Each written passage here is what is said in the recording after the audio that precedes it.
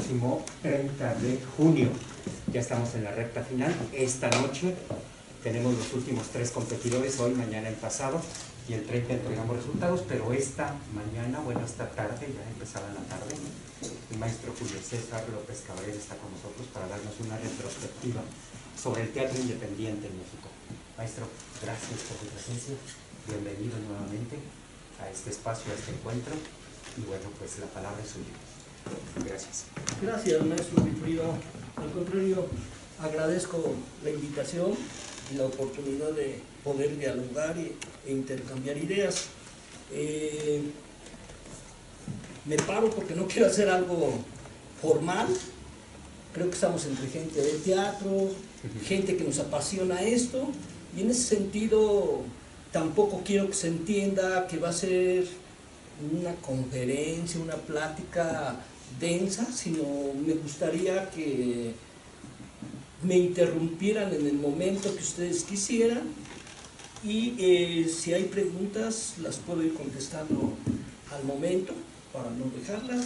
El tema en sí es un tema extenso, difícil de abordarlo en este tiempo, pero bueno, lo más importante es intercambiar, que si se genera interés, salga ese interés, ¿no? Bueno, la plática la titulé Una mirada retrospectiva al teatro independiente mexicano. ¿Por qué una mirada retrospectiva al teatro independiente mexicano? Porque el teatro independiente mexicano, como todo el teatro independiente, no tiene solo un origen. Y en México podemos encontrar varias etapas. Voy a referirme a esas varias etapas, voy a tratar de fundamentar teóricamente, ¿sí? Para que haya un respaldo entre teoría y el desarrollo del teatro independiente.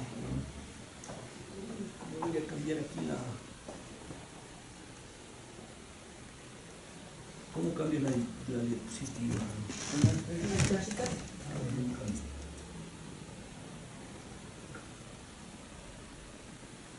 Ok.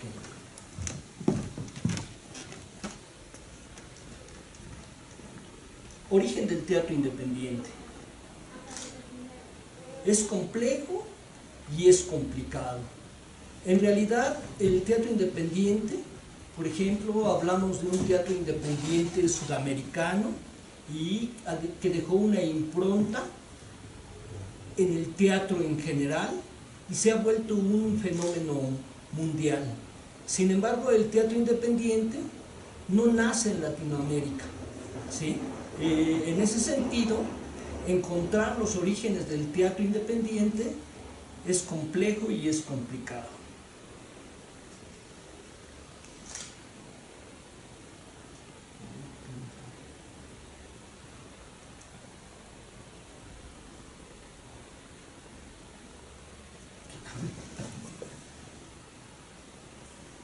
La arqueología del concepto. Para referirme a la arqueología, esta es una posibilidad de encontrar el origen del teatro independiente en general. Hablar de su arqueología. Hablar de una arqueología es tratar de ir buscando ese nacimiento, ese surgimiento. Y vamos a ver, o sea, al menos no se puede hacer esa arqueología desde una historia diacrónica. ¿Qué quiere decir una historia diacrónica? Una historia evolutiva, ¿no? O sea, no podemos decir como un ser humano nace, se desarrolla, muere, ¿no? Sino más bien es, por un lado, sincrónica y diacrónica la historia, y por otro lado, estaría yo más de acuerdo con el concepto de Michel Foucault, este autor, filósofo, sociólogo francés, que por estas fechas murió hace 25 años.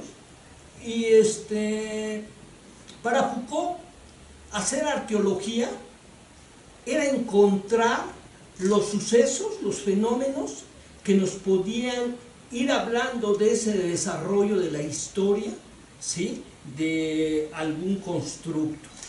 Y en ese sentido, pues vamos a ver que no es tan fácil construir el constructo de teatro independiente.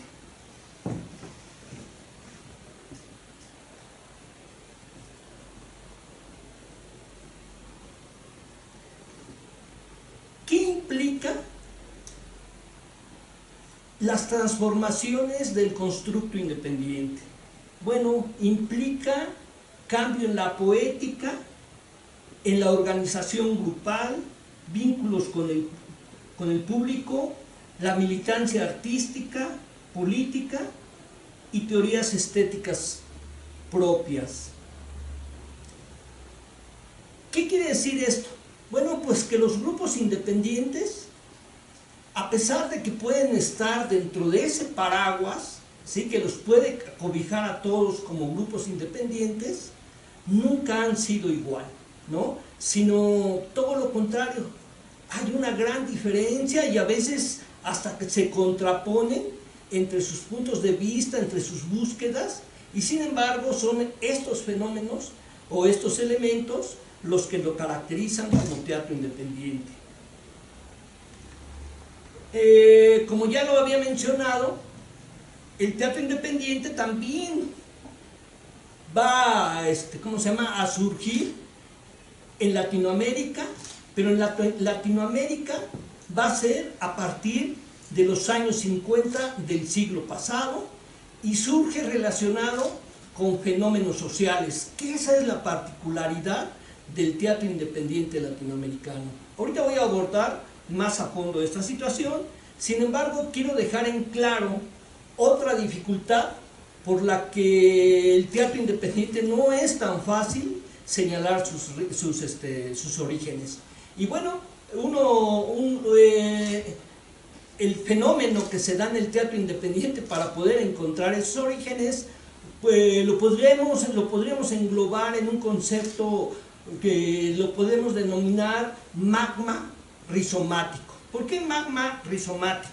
Bueno, pues un magma es una especie de piedra de lava que no tiene origen, que las capas, ¿no?, tampoco se pueden establecer, y en ese sentido es un magma rizomático porque no sé si ustedes han visto la raíz de un árbol, ¿no?, hacia adentro, cómo crece, se bifurca, se va por distintos lados, y exactamente eso ha pasado con el teatro independiente.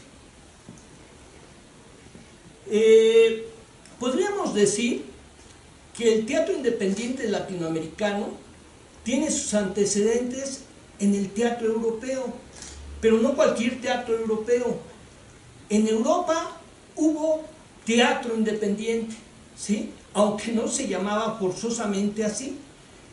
Desde el siglo XX, con la modernidad, hay una necesidad de experimentar, que eso es lo que va a llevar a que surjan laboratorios, a que surjan distintas escuelas, a que surjan distintas propuestas, ¿no? Porque de alguna manera la modernidad, en la modernidad los artistas se plantean ser originales, ¿sí? No se plantean seguir ciertos patrones para poder ser artistas como lo había sido en otras épocas.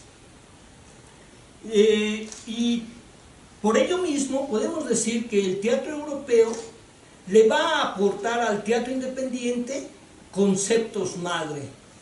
¿Por qué conceptos madre?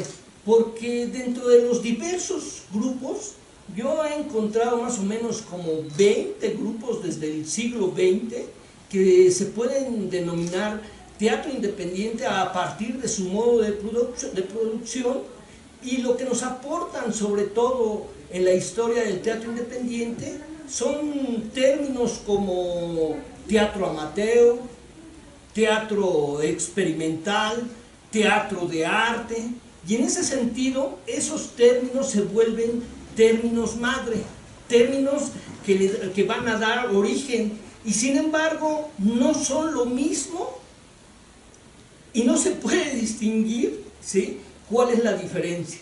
¿no? O sea, por ejemplo, hablar de teatro amateur y hablar de teatro independiente, ¿cuáles son las diferencias? Ahí tendríamos que hacer precisiones más claras. En ese sentido, eso es lo que nos van a aportar el teatro independiente europeo.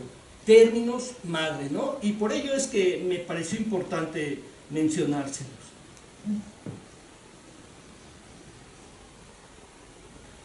Como les decía, en estos términos madre hay un uso indistinto para mencionar lo que es el teatro independiente.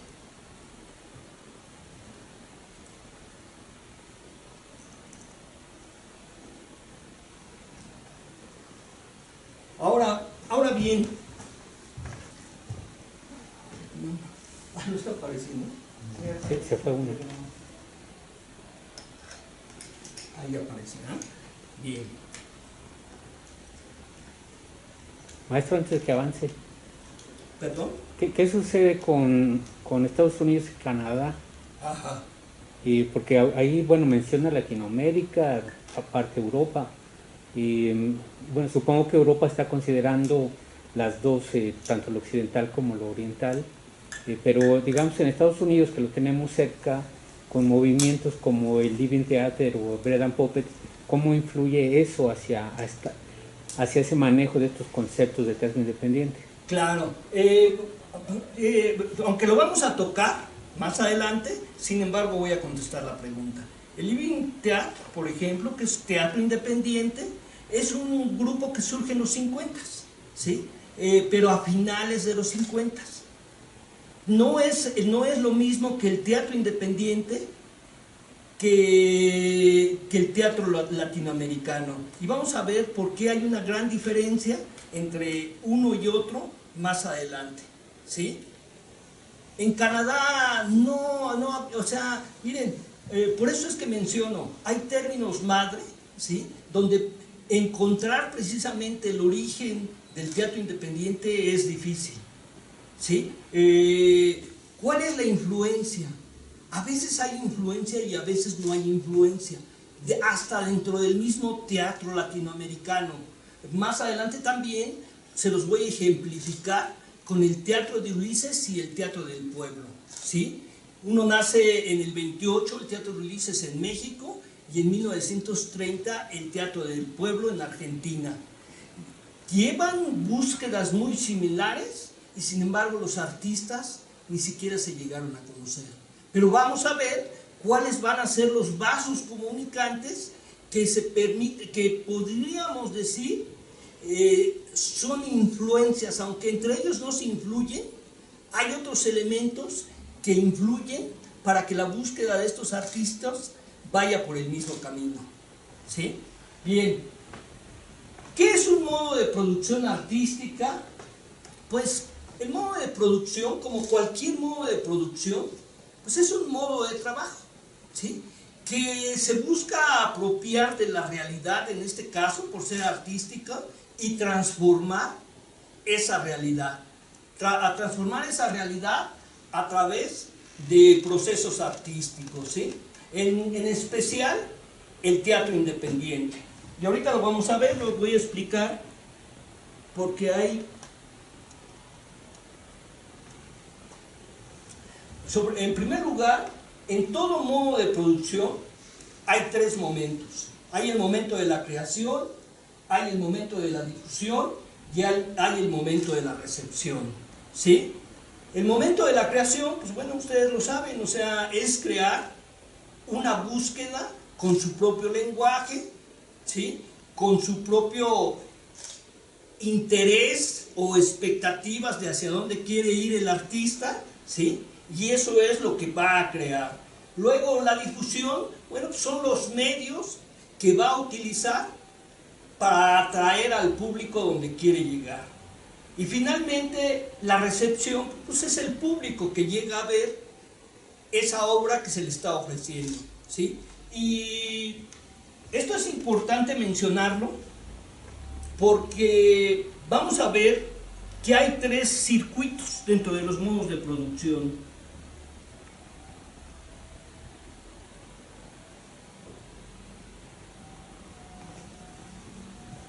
Está el circuito comercial, está el circuito institucional y está el circuito independiente, ¿sí?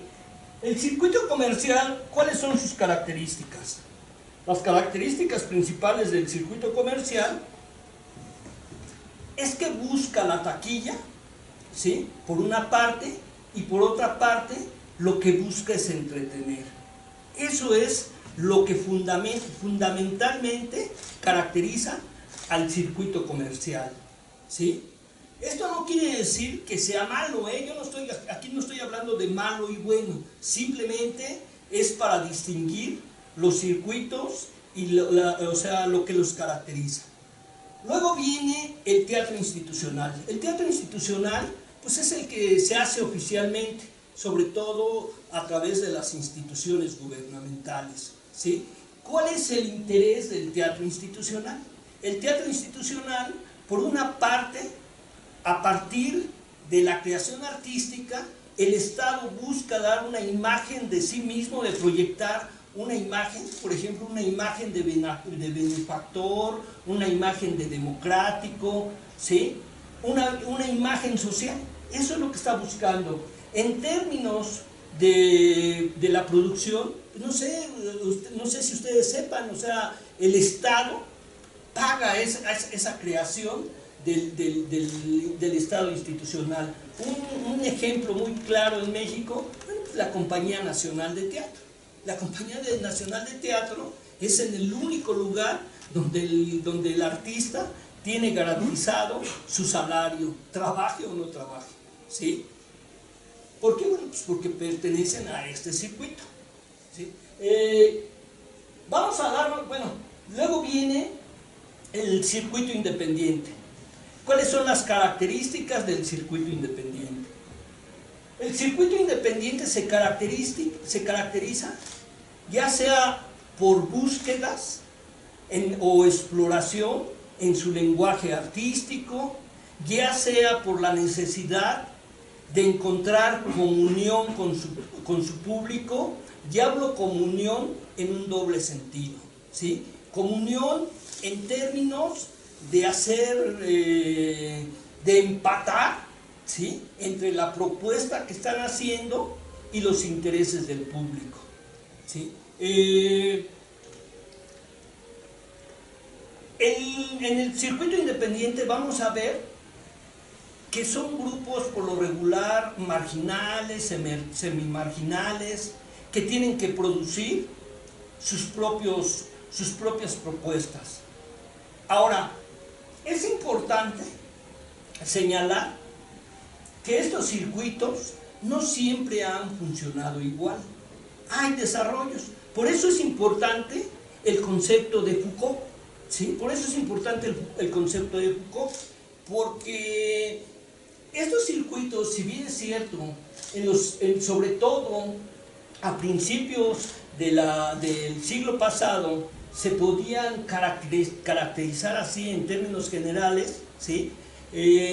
Sin embargo, no en todos los países se daba de la misma manera, y tampoco se siguen dando de la misma manera, aún en los mismos países. Y ya lo vamos a ver, por ejemplo, en el caso de México y en específico en el teatro independiente, ¿sí? A través del desarrollo. Por eso incluso es importante, y por eso hablo yo de etapas del teatro independiente, porque no es solamente un teatro independiente mexicano, sino son teatros independientes mexicanos, a tal grado que en la actualidad se pueden hablar ya no solamente de un teatro independiente, se puede hablar de teatralidades independientes. ¿A partir de qué? A partir de los distintos proyectos globales y de los distintos modos de producción que hay en el mismo teatro independiente, porque lo vamos a ver, o sea, hoy ya no hay un modelo, o sea, hoy ya no podemos decir el teatro independiente, en términos generales esta es su búsqueda, ¿no? Hoy por eso es la complejidad de estudiar el teatro independiente moderno, porque, por ejemplo, El Árbol, la compañía El Árbol, ¿sí? no produce, igual que, no sé si han oído el grupo Vaca 35, el mismo Contigo América, no, o sea, sus modos de producción tienen especificidades, aunque también tienen características que los podemos seguir englobando en ese paraguas, en ese gran paraguas que he nombrado teatro independiente. Bien.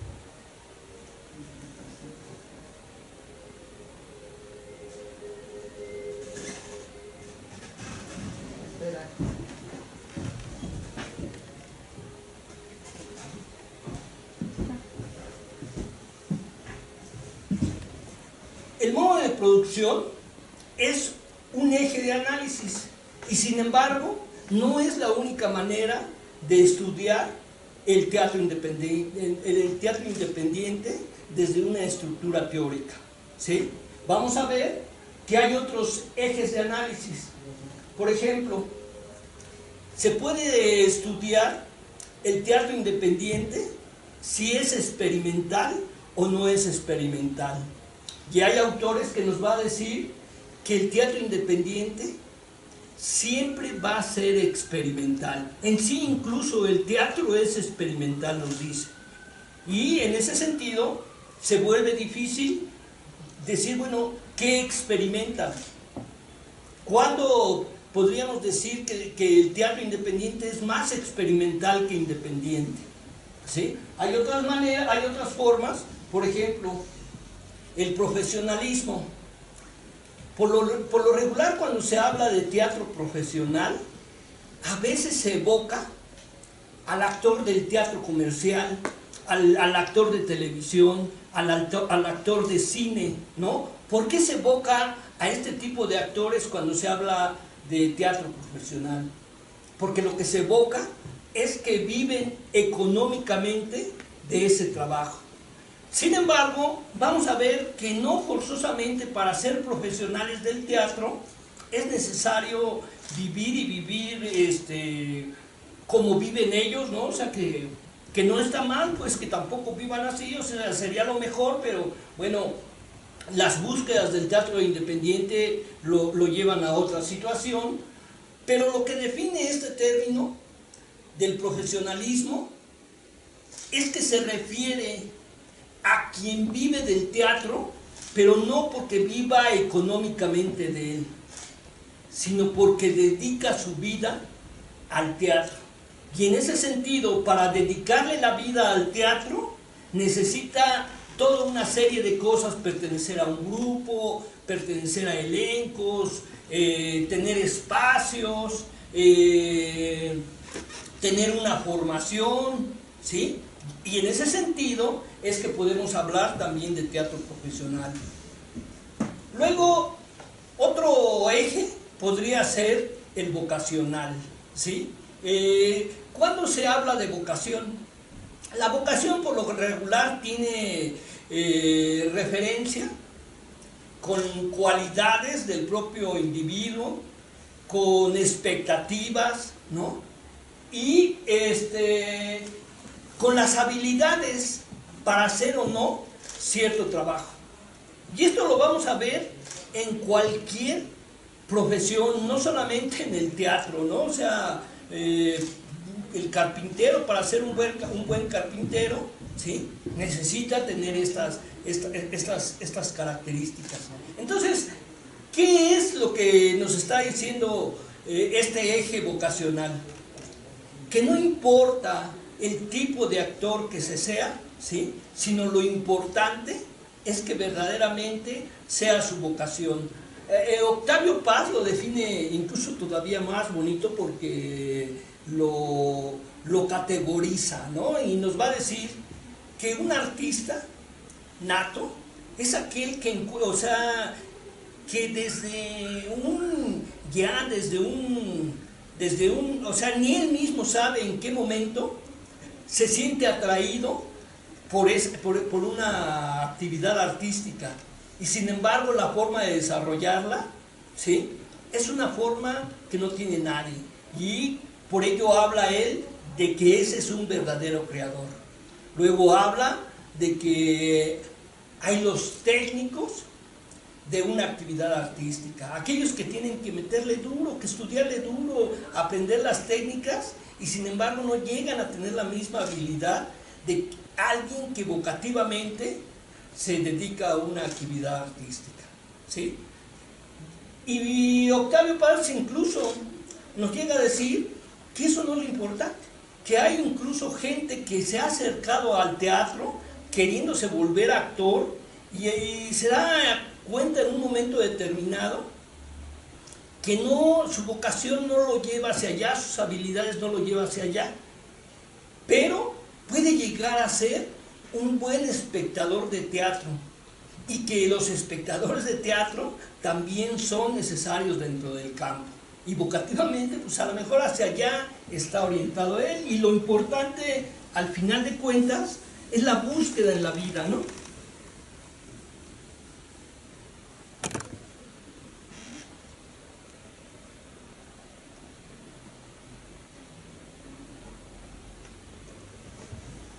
Ahora bien, vamos a entrar a la parte del teatro latinoamericano.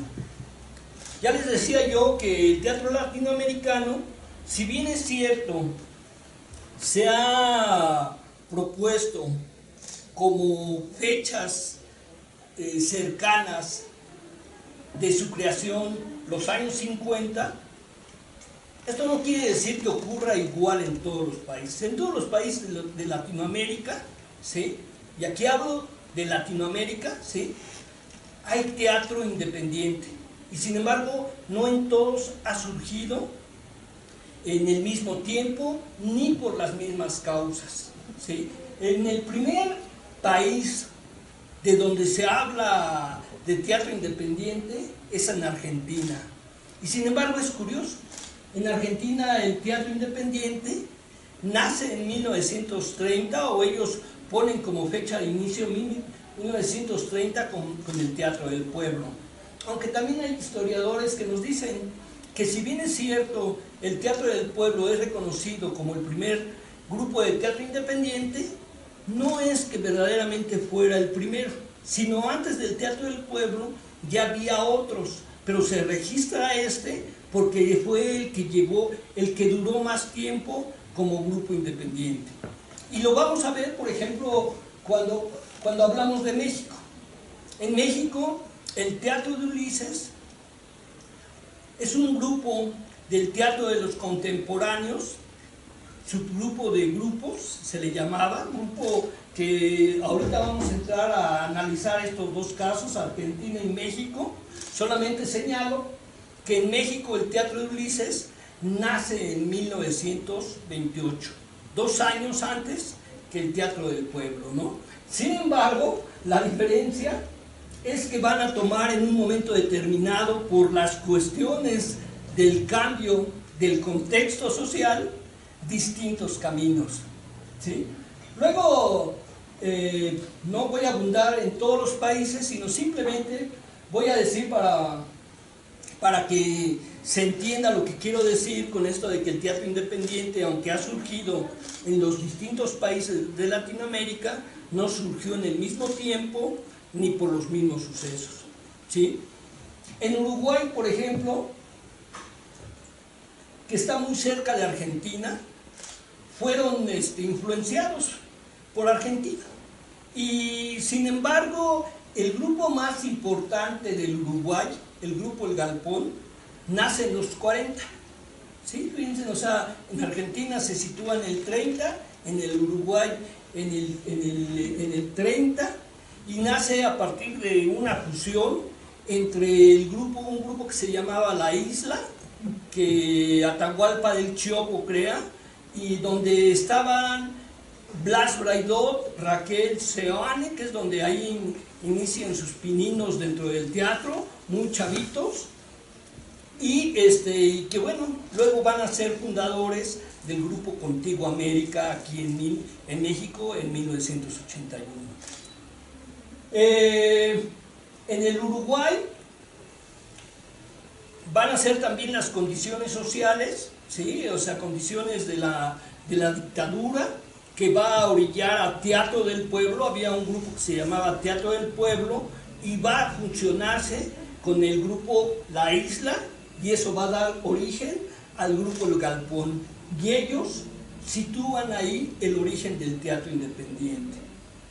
Mientras que en Colombia, por ejemplo, en Colombia hubo un fenómeno social en los años 40, donde iba a haber unas elecciones y se dio lo que ellos llaman el Cordobazo, porque mataron al candidato de la disidencia, y eso generó un gran movimiento.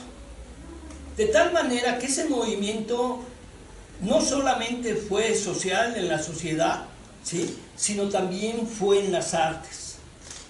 En las artes, por ejemplo, el teatro en Colombia antes estaba sobre todo situado y se desarrollaba en las universidades, ¿no? Buenaventura estuvo en una universidad donde les piden, después de ese movimiento, que salgan de las universidades.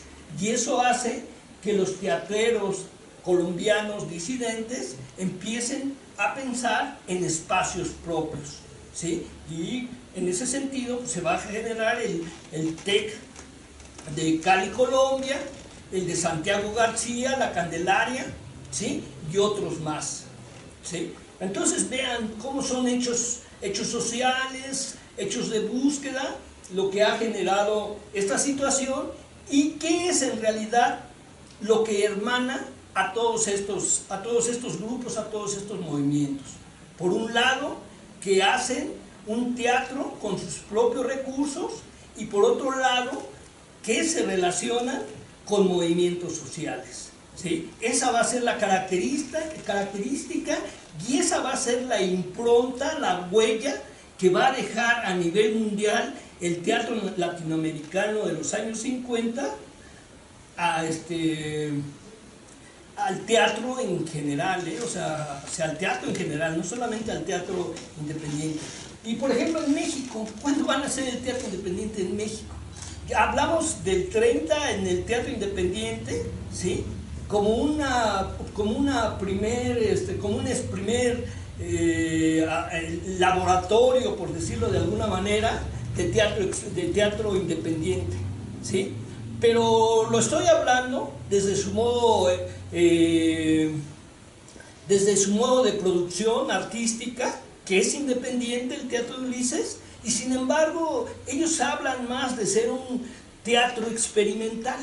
Y aquí podemos jalar, por eso les digo, este asunto de lo difícil que es ubicar la historia, porque aquí está cómo podemos utilizar los conceptos madre que nos dejan los grupos independientes europeos para ver las dificultades, la complejidad, lo complicado que es ir siguiendo el desarrollo de la historia del teatro independiente. Porque en México hay otra etapa del teatro independiente, que es el teatro político popular independiente, el teatro independiente político popular mexicano. Y lo podemos ubicar a partir de los años 70, en 1973, con la fundación de Cleta el 1 de febrero. Y va a responder también a hechos sociales que venían o que tuvieron su origen desde 1968. Ahorita también lo vamos a ¿cómo se llama?, a tocar. Ahorita estoy situando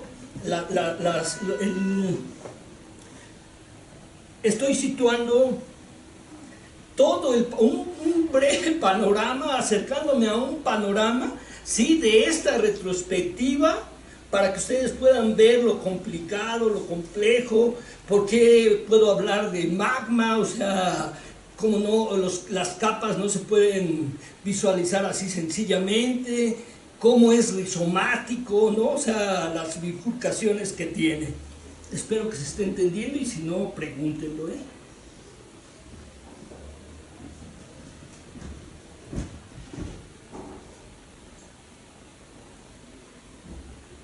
Bien, primero vamos a entrar a esta etapa, ¿sí?, de un primer teatro independiente, y me voy a referir al Teatro de Ulises y al Teatro del Pueblo, México y Argentina, para entender así en términos generales todos estos aspectos, seguir viendo lo complejo y complicado que es.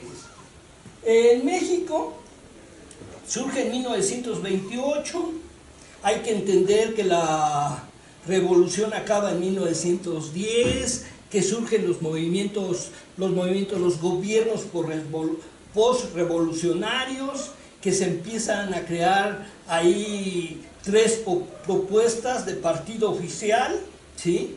Que entre ellos había divisiones, que uno va a ser el PDR, ¿sí? El PMR, algo así, hasta llegar al PRI. No recuerdo los otros dos, sinceramente. Sin embargo, lo esencial de estos gobiernos es que buscaban no ser solamente diferentes en cuestiones económicas y políticas a la época porfirista, ¿sí? Una época que además se caracteriza porque la cultura es una cultura de imitación hacia modelos franceses que en la misma Europa estaban rebasados. En México se va a dar toda una serie de movimientos desde los años 20 para tratar de ver qué corriente se vuelve oficial en dentro de estos gobiernos revolucionarios, ¿sí? Y en términos generales les voy a decir que hubo 2 corrientes. Una corriente nacionalista que respondía, ¿sí?, a las características del pueblo mexicano, a las características del indigenismo que nos caracterizaba sobre todo en aquel tiempo. Habrá que pensar que en esos tiempos México era primordialmente rural o subrural. De hecho, no solamente subrural, sino la población era una población analfabeta en un 70-75%, ¿sí? Entonces, esta corriente nacionalista, esta corriente que quería responder simbólicamente al pueblo, pues era una corriente nacionalista. Por otro lado, estaban lo que se llamaban los contemporáneos, que eran grupos de clase media, grupos que habían sido afectados por la revolución en términos de que les habían matado familiares, pero no solamente les habían matado familiares, sino a sus familias, habían sufrido consecuencias económicas, porque habían sido despojadas en muchos casos de los que formaron los contemporáneos. Pero lo más importante es que eran gente letrada que además veía hacia Europa, ¿sí? Porque el nacionalismo, el indigenismo que había en México les aburría, ¿no? De tal manera que, por ejemplo, uno de los integrantes del Teatro Ulises, Salvador Novo, menciona en un periódico que era muy aburrido bajar del tranvía, transitar en las calles del centro de la Ciudad de México y ver siempre lo mismo, ¿sí? Y ellos, en ese sentido, es que se planteaban experimentar, renovar, en el caso del teatro, ¿sí?, lo que se estaba haciendo, ¿sí? Lo que estaba haciendo, que sobre todo en México en esa época, lo que más hay es teatro de comedia y teatro de carpa, ¿sí? La carpa que va a ser un género muy importante en México y además que caracteriza a México durante toda esa época de la Revolución, y que desafortunadamente cuando empieza a entrar la radio, la televisión, los grandes cómicos de la carpa son jalados hacia estos medios y la carpa se va a debilitar, ¿no? Pero el género de la carpa, o sea, México es muy importante en el desarrollo de lo que es la carpa. Es un movimiento incluso que podríamos decir es propiamente mexicano, ¿sí? Y por otro lado estaba lo que es la comedia, pero eso es una comedia que, les digo, o sea, en la medida que lo que copiaban, lo que querían ser, era franceses o españoles, lo que venía a México dentro de la comedia, ¿sí? Pues eran compañías de estos países, compañías que ya no respondían tampoco simbólicamente, ¿sí?, a las pretensiones de la burguesía que estaban, o la nueva burguesía que estaban haciendo en México. Así pues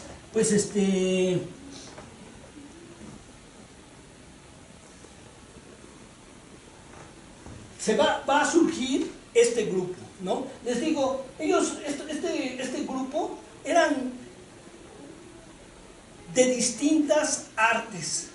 Unos eran pintores, otros eran poetas, otros eran novelistas, otros no habían incursionado en el teatro, como esta Clementina Otero, ¿no? Era una serie de gente que no se dedicaba al teatro, pero querían salir de ese aburrimiento, y por eso es que experimentaron con el teatro más actual europeo. Fue un movimiento chiquito, y digo chiquito porque duró 6 meses. Para ello contaron con la mecenas, que era Antonieta Rivas Mercado, hija del arquitecto Rivas Mercado, un arquitecto que fue muy importante porque, entre otras cosas, fue el diseñador, o el que hizo el plano del Ángel de la Independencia, entre otros proyectos gubernamentales. Y en ese sentido, pues también fue un hombre acaudalado. Pero su fortuna, cuando él muere, se la deja a Antonieta Rivas Mercado. Ella era la albacea de la familia, y Antonieta Rivas Mercado, porque tenía estos intereses artísticos, ¿sí?, se vuelve no solamente mecenas del Teatro de Ulises, ella ayuda también a organizar la Orquesta Sinfónica, ¿no?, de México, y es mecenas de otros artistas como Manuel Rodríguez Lozano, ¿no?, del cual ella estaba sumamente enamorada, pero sus preferencias sexuales eran otras, lo que lo llevó a otra historia que es interesante. Todo este movimiento es interesante, ¿no? Pero bueno, ellos, les digo, solamente van a tener 2 temporadas. Una en Mesones 42, que era la casa de Antonieta Rivas Mercado, y quiero decirles que la fortuna que le dejó como albacea al padre se acabó en cuestiones de proyectos culturales, ¿no? Entonces, bueno, además prestó su casa de Mesones 42, ahí se presentaron las 6 obras del Teatro de Ulises, se presentaron 2 veces cada semana, y además en el Teatro Virginia Fábregas durante 3 días, ¿sí? Y quiero señalar, las obras eran La Puerta Reluciente, Símili, Ligados, Orfeo, El Peregrino y El Tiempo es Sueño. Dentro de estas obras, aparte de que eran las más actuales en Europa, quiero decirles que por un lado eran realistas, pero por otro lado traían propuestas poéticas, que eso no se veía en México, como podía ser Orfeo y El Tiempo es Sueño, ¿sí? Bueno, a ellos les fue muy mal en términos de fortuna crítica, con los críticos, ¿sí? ¿Por qué les fue mal? Bueno, porque los denostaron. Pero lo más interesante cuando los denostaron, cuando uno lee las críticas que hubo, es que no los denostan por las propuestas ni por la calidad con las que presentaron sus obras, ¿no?, sino los denostan por ser homosexuales. Yo traté de seguir como estudioso este teatro, este movimiento, y lo que me voy a dar cuenta es que de 1928, cuando surgen todas estas críticas en contra del Teatro de Ulises, contra sus integrantes por ser homosexuales, cambia para 1946 cuando se crea el Instituto Nacional de Bellas Artes. Y no solamente se crea el Instituto Nacional de Bellas Artes, sino además los contemporáneos llegan a ser los funcionarios culturales del país. ¿Con esto qué quiero decir? Bueno, por una parte, la tendencia nacionalista pierde frente a la tendencia universal o contemporánea que proponían estos artistas, ¿sí? Por otro lado, también lo que quiero decir es que las consecuencias que tuvo este movimiento es que si bien los críticos demostraron que no sabían analizar este tipo de teatro, en quien sí repercutió fue en los propios artistas. A partir de ahí se generó todo un movimiento, toda una serie de grupos, ¿sí?, que empezaron a proponer, a generar teatro contemporáneo, ¿sí? Y bueno, eso es lo que les da en un momento determinado la fuerza como para llegar ellos a las instituciones culturales oficiales. Ahora, ¿qué es importante del teatro de Ulises en relación con el teatro independiente? Si bien es cierto, como ya lo señalé, su modo de producción es independiente, cuando ellos llegan a las instituciones culturales, dejan de ser independientes, porque entran al circuito institucional, y ese es el camino que va a seguir el teatro independiente en México. El teatro independiente en México, sobre todo, va a ser un teatro, bueno, va a dejar de existir y se va a volver institucional. Y lo que era experimental se va a hacer desde el teatro institucional, ¿sí? Y de ahí vamos a ver grandes, por eso el teatro universitario en México, en toda una época del 43 hasta los 60 más o menos, vamos a ver la importancia que va a tener el teatro universitario, porque era de alguna forma lo que venía haciendo las exploraciones, ¿sí?, que si no se hubiera ido por ese camino, hubiese tenido o se hubiera fortalecido como teatro independiente. Pero lo que se fortaleció fue el teatro institucional, ¿sí? La diferencia, por ejemplo, con Argentina.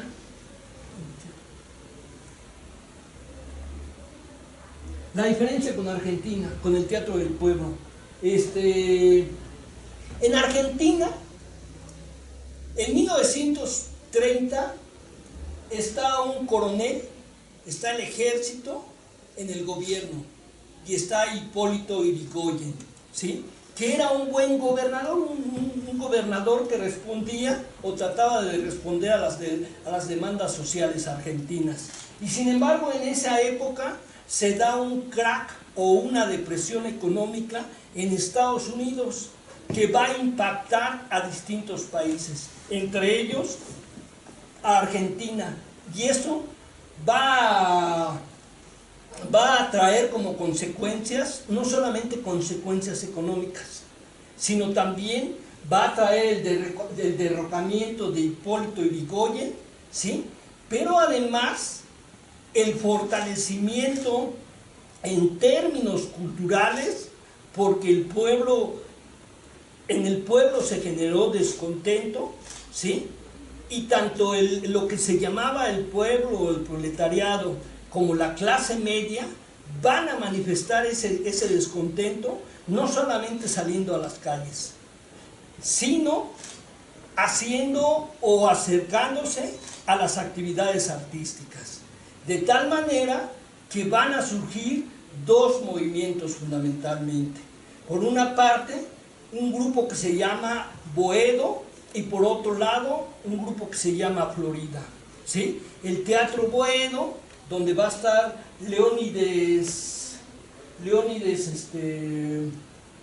Barletta, ¿sí?, que va a ser uno de los fundadores del teatro del pueblo, ¿sí?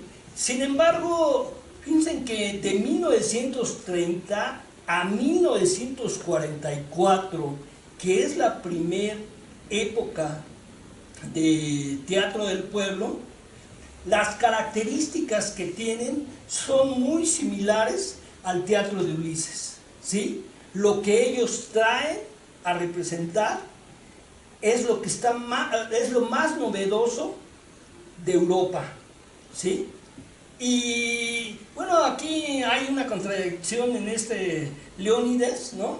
Porque a pesar de que él trataba de hacer un movimiento para el pueblo y ¿cómo se llamaba? Era el arte para la revolución, lo que defendía este Barletta. Había un pensador francés que había generado un libro sobre Teatro del Pueblo, que fue donde él se basó fundamentalmente para sus concepciones. Sin embargo, por ejemplo, a él no le gustaba lo que popularmente se generaba en Argentina. Y eso era una contradicción, ¿no? Era una contradicción que siempre se la señalaron. Pero de 1930 a 1944, pues lo fundamental del Teatro del Pueblo era querer renovar la escena argentina con las propuestas más innovadoras de Europa. También se habían propuesto poner dramaturgos argentinos, solamente pusieron uno. Luego va a surgir una federación que se va a llamar, o por las siglas se puede denominar, la FATI, en 1944, y aquí surge un segundo periodo del Teatro del Pueblo. La FATI es Federación Argentina de Teatros Independientes, ¿no? Y aquí otra vez hay otro movimiento militar, y en ese sentido la oposición que van a poner los grupos va a ser más social y se van a ligar a los movimientos sociales, ¿sí? Aquí aparece la característica importante del teatro independiente latinoamericano, y por eso se sitúa en Argentina, por eso se sitúa en Latinoamérica, este constructo que ya estamos viendo. No, el teatro independiente no es original del teatro latinoamericano. Lo que es original es esta relación, es esta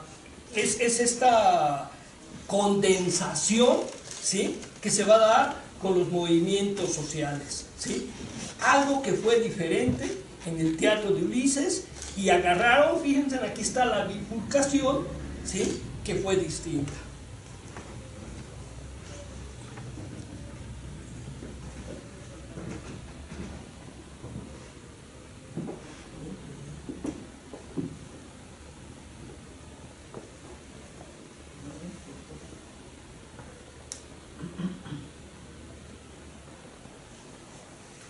Ahora vamos a entrar al teatro.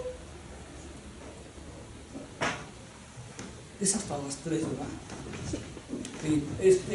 Vamos a entrar al movimiento de teatro independiente, popular y político mexicano de 1973. Otra época, otras características, otras búsquedas, ¿sí? Bien, lo primero que tenemos que decir es esto que señalé hace un rato, ¿sí? Estamos viendo que el teatro popular independiente político lo sitúan en Argentina en 1930, en Colombia en los 40, en Uruguay en los 40, en Chile es en otro momento, son otras circunstancias los que lo hacen que se origine.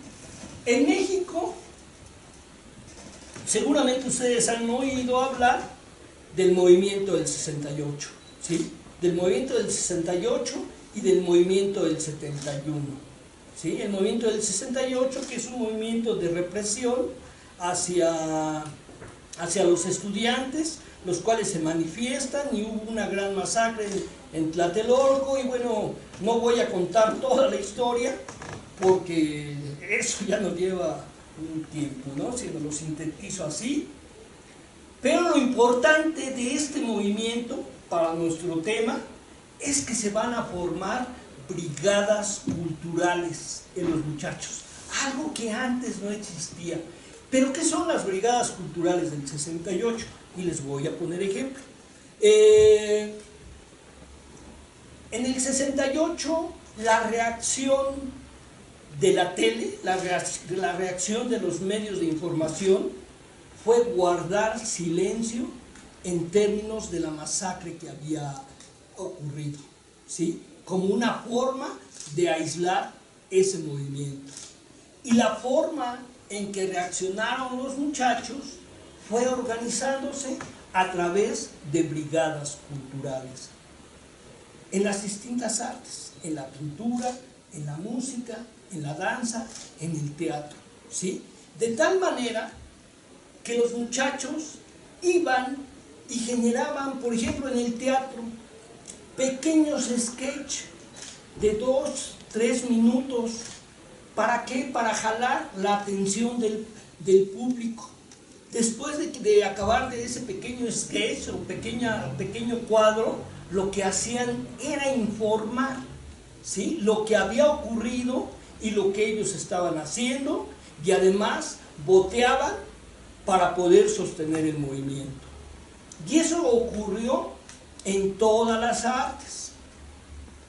Nace la música de protesta. Bueno, ya había música de protesta, sí, pero en ese momento también la música de protesta se reafirma, toma auge, lo mismo que la danza contemporánea de protesta, lo mismo, había pintores que hacían murales en las calles, ¿sí?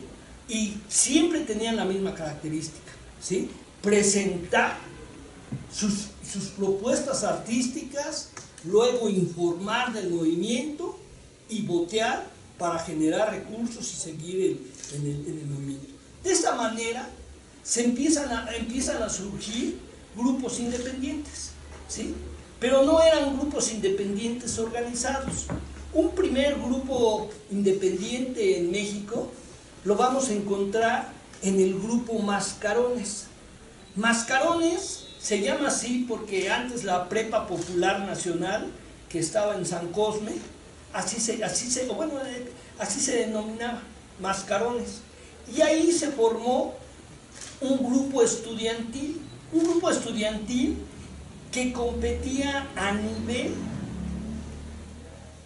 con otros estudiantes, con otras escuelas, ¿sí? Y ganaban premios en lo individual, por actuación, por dirección, como grupo, en los distintos premios que habían en ese circuito estudiantil. Y lograron incluso tener financiamiento de lo que en aquel entonces era el INCUBE, ¿sí? No que les pagaran, sino que les dieran ciertos apoyos para que ellos pudieran realizar su trabajo artístico. Bueno, pues en el 68 el grupo Mascarones se vuelve un grupo de protesta, ¿sí? Porque se vuelve un grupo de brigada cultural. Y una de las primeras reacciones del gobierno represor en ese momento, el gobierno de Echeverría, ¿sí?, fue quitarles esos apoyos. La mayoría de los muchachos del grupo Mascarones en ese momento estaban saliendo de la preparatoria y la mayoría se fue a estudiar otras carreras que no eran el teatro, sino algunos psicología, otras carreras, y otros se fueron de la Ciudad de México.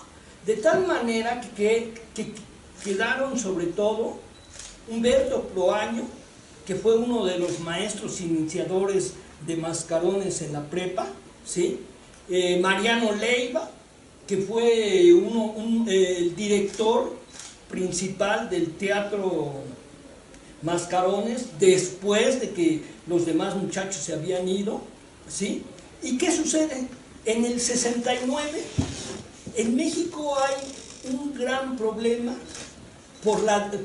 en el terreno educativo por la cuestión de la demografía poblacional universitaria y en el bachillerato. ¿Qué quiere decir esto? Los aspirantes a ser estudiantes de estos niveles ya no alcanzaban lugar, pero no eran pocos, eran muchos. De tal manera que hubo un movimiento que después de un tiempo va a lograr que surjan lo que se llamaron las prepas populares, ¿sí? La primera en Liverpool, en la zona rosa, en el 69, y bueno, les menciono esto porque Mariano Leiva, o sea, ahí eran los muchachos que habían salido del movimiento del 68, eran los maestros en la prepa popular. Mariano Leiva, que en ese momento se había quedado ya sin grupo, solo con el maestro Humberto Proaño, y para ese entonces su novia, mujer, era Lourdes Pérez Gay, ¿sí? Llegan a la prepa popular y fundan ahí nuevamente, o refundan más bien, el grupo Mascarones. Pero ya la tendencia va a ser totalmente independiente, ¿sí? Y bueno, ellos se van al estado de Morelos y se van al estado de Morelos y se van al estado, ¿a qué otro estado fue?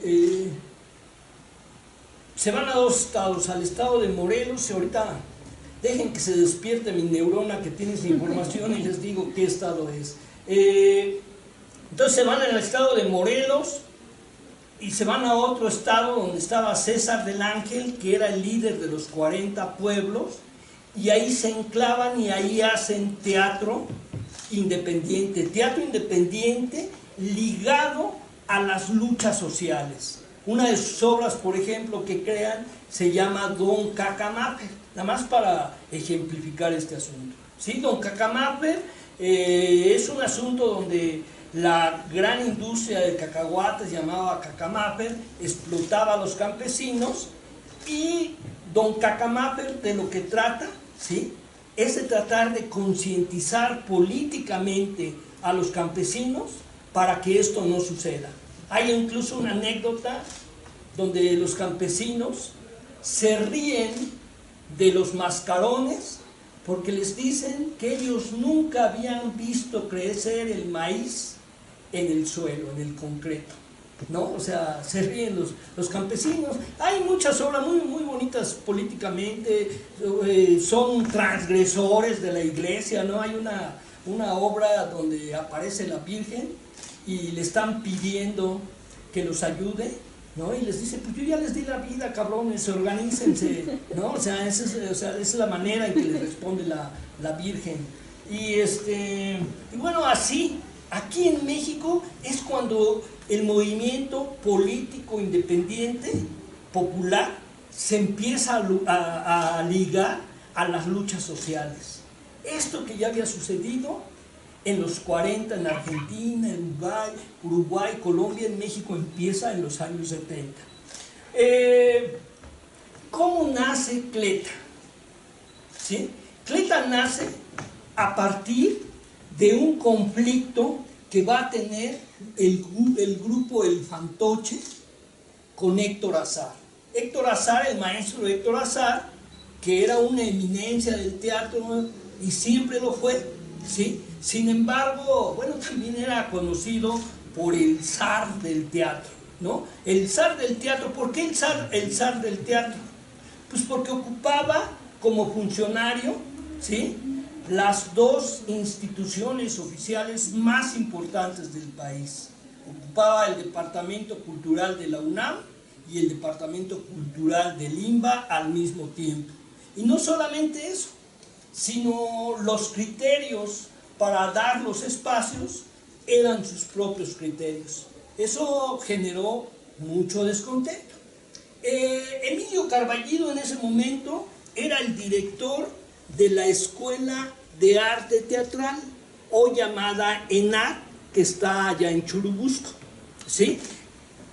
Cuando entra Emilio Carballido, hay un movimiento entre los estudiantes. Hay un movimiento porque querían generar algo que se llamó el autogobierno. Esta idea era una idea que había surgido en el movimiento del 68. ¿Y qué era el autogobierno? Querer que los estudiantes, ¿sí?, participaran en las cuestiones administrativas de las escuelas. En arquitectura se dio, en otras escuelas se dio, en Bellas Artes no lo aceptaban porque les decían que era perder el tiempo para ellos, o sea que en lugar de dedicarse a sus clases, a su formación, iban a perder el tiempo en la administración de la escuela. Bien, el director que estaba antes de Carballido sí le gustaba la idea del autogobierno y por eso lo quitaron y en su lugar pusieron a Carballido. Esto generó una división al interior de la escuela. ¿Cómo quiso disolver este descontento Carballido? Bueno, lo quiso disolver a través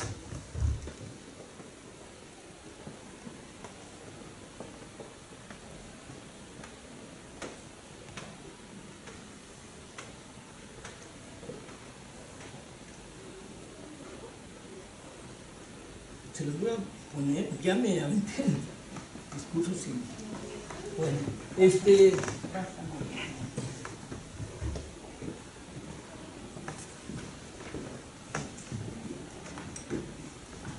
¿cómo quiso disolver este problema Carballido? Bueno, lo que les propuso a la comunidad académica, maestros y estudiantes, es traer lo más actual, pero no de Europa, sino de América Latina, ¿sí? En ese sentido, bueno, él en quien estaba pensando era sobre todo en Buenaventura, en Santiago García, ¿sí?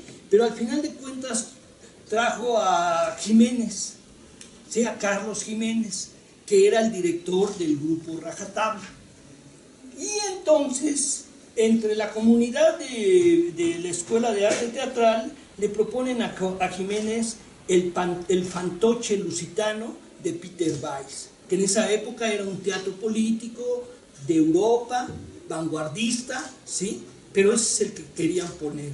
De hecho, van a poner, no tal cual, el fantoche lusitano, que así se llamaba, y por eso se llama la obra El Fantoche, porque la actualizaron y hablaban de la explotación, entre otras cosas, de los enequeros de Yucatán, ¿sí? De esa manera la actualizaron. A Carlos Jiménez no solamente lo contrató la Escuela de Arte Teatral, sino como eran amigos Emilio Carballido y Luisa Josefina Hernández, también dramaturga de los 50, muy importante, igual que Carballido, pero ella estaba de directora en la UNAM, en el área de teatro de la UNAM, ¿sí? Y ella le pidió a Carlos Jiménez que otra obra para los estudiantes. Y entonces allá Carlos Jiménez va a poner Torquemada, ¿sí? Torquemada. Y bueno, esas son las dos obras. Sin embargo, cuando van a estrenar el 8 de enero de 1973 El Fantoche, Héctor Azar, que ya estaba de acuerdo con Luisa Josefina, que fue con la que negoció el asunto del foro isabelino, un foro que pertenecía al CUT y por lo tanto al área en el que mandaba a Héctor Azar, ¿sí? Ya se los había prestado. Y se genera una dificultad porque les pide que paguen los salarios de los técnicos del teatro, cuando esos salarios eran pagados por la UNAM. En realidad se dice, o lo dicen los mismos muchachos a través de las entrevistas que hice, que lo que no le gustaba a Héctor Azar en ese momento fue que el elenco del Fantoche se conformó con muchachos de la UNAM y con muchachos de la Escuela de Arte Teatral. O sea, que había una confluencia, una comunicación, y eso fue lo que le disgustó a Héctor Azar. De tal manera que primero, el 8 de enero no se lleva a cabo el estreno, el 23 toman el foro, porque él sigue exigiendo que paguen los teatros. No, el 23 toman definitivamente el foro isabelino, ¿sí? Y el 1 de febrero se crea Cleta. ¿Por qué del 23 al 1 de febrero? Porque al día siguiente que toman el foro, ¿sí?, lo que se les ocurre a algunos del elenco del Fantoche es pedir el apoyo de los grupos independientes que habían surgido en el 68, ¿sí? Y esto no les gustó a algunos del elenco, de tal manera que 5 de ellos se van a salir, ¿sí? Y bueno, aquí el gran reto fue sustituir a esos 5 al día siguiente para llevar el estreno. Y lo sustituyeron, ¿sí? Lo sustituyeron, o sea, hubo 5 muchachos que lograron aprenderse el texto del Fantoche para poder llevar a cabo el estreno. Sin embargo, se abrió esa fisura, hablaron al teatro, a los grupos de teatro independiente, los grupos del teatro independiente llegaron inmediatamente a apoyar a este elenco, ¿sí? Y entonces se dieron cuenta que el movimiento era un movimiento que significaba una lucha que no sabían cuándo iba a acabar. De tal forma que este movimiento no solamente significó que se representara el Fantoche, sino además que se tuvieran que presentar los grupos independientes. Y esto era lo que no les gustaba a los muchachos que se habían salido del elenco, ¿sí? Que fueran los grupos independientes los que se presentaran en el foro isabelino. Y lo tuvieron que hacer para lograr el apoyo. Pero quiero decirles que como independientes llegaron una serie de artistas también de distintas disciplinas. En la música, por ejemplo, Marcial Alejandro, ¿cómo se llama? Macondo, Atari Margarita, una serie, seguramente no les dice nada a ustedes todos estos nombres, pero eran gente importante, ¿sí?, en todos los 70s de la música. Pero no solamente eran ellos, había pintores tan importantes como Fernando Hernández Delgadillo, ¿sí?, como Leopoldo Sea, que era un poeta maestro en el Politécnico, ¿sí?, y otros artistas también del teatro, ¿sí? Y bueno, se genera todo un movimiento que si quieren acercarse más a él, les invito a leer el libro que escribí sobre el Cleta, un movimiento de una crónica, ¿sí? Y ahí van a encontrar con más detalle todo esto, porque también todo esto es otro.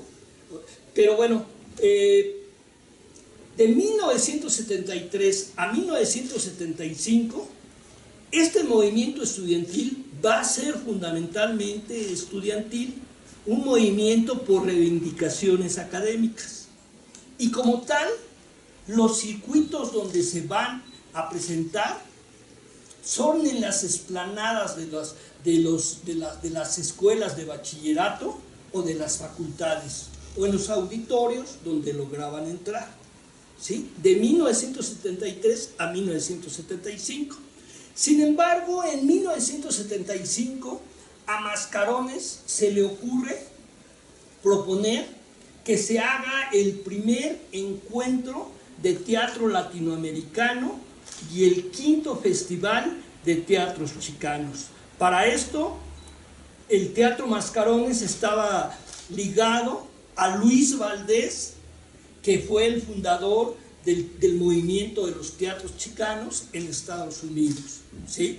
Y bueno, de junio a julio, del 24 de junio al 7 de julio, se van a realizar paralelamente estos 2 eventos. En estos eventos, ¿sí?, es muy importante, por una parte, señalar que lograron tener espacios institucionales como el Teatro Gorostiza, que ahora ya no funciona, las pirámides del Tajín, las pirámides de Teotihuacán, y uno o dos teatros más donde se representaron, ¿sí? Y vinieron los grandes maestros. Vinieron Augusto Boal, vino Santiago García, Marta Escudero, vino Buenaventura, toda una serie de personajes muy importantes del teatro latinoamericano de los 50, de distintos países, ¿sí? Pero no solo ellos, sino también vinieron 30 grupos del teatro chicano.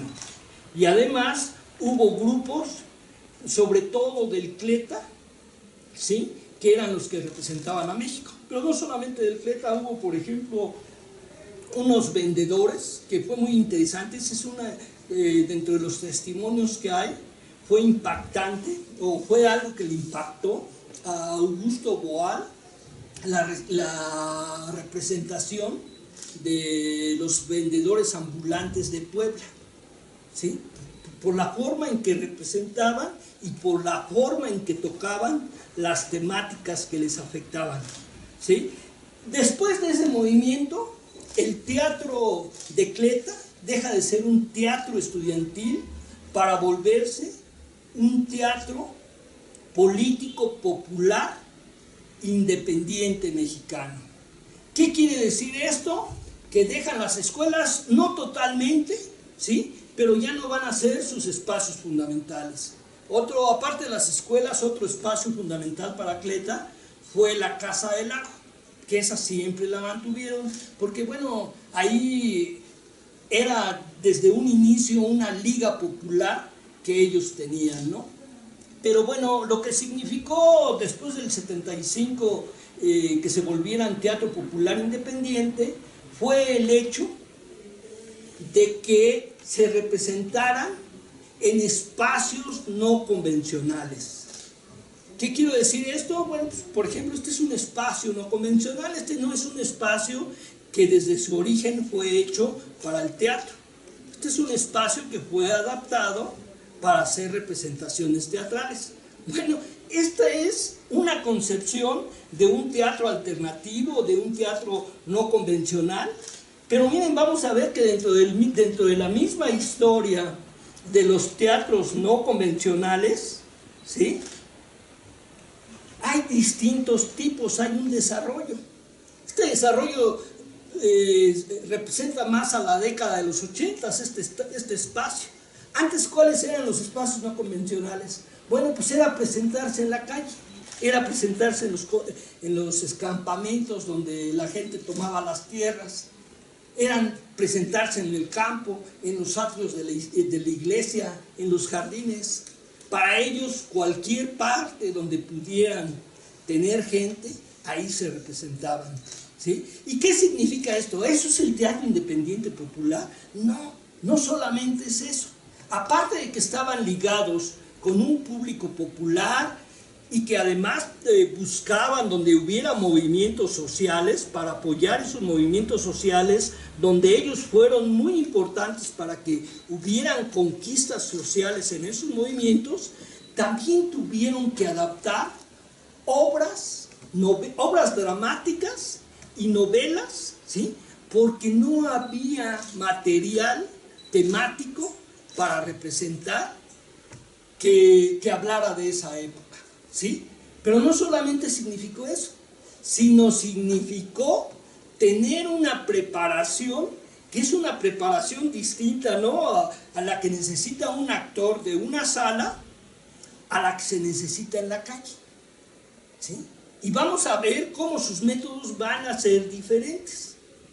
Su vestuario va a ser diferente. Todo va a ser adaptado al teatro callejero. Y en ese sentido es que estamos hablando de la creación de la creación o del origen de un movimiento de teatro político popular independiente, ¿sí? Y esto va a ser así hasta 1979, no muchos años, 4, ¿no? Porque en CLETA había muchos pleitos, o sea, miren, desde el 68, la juventud del 68, a pesar de que fue muy combativa, había mucha desconfianza entre ellos mismos. Y la desconfianza tenía su razón de ver, su razón de ser.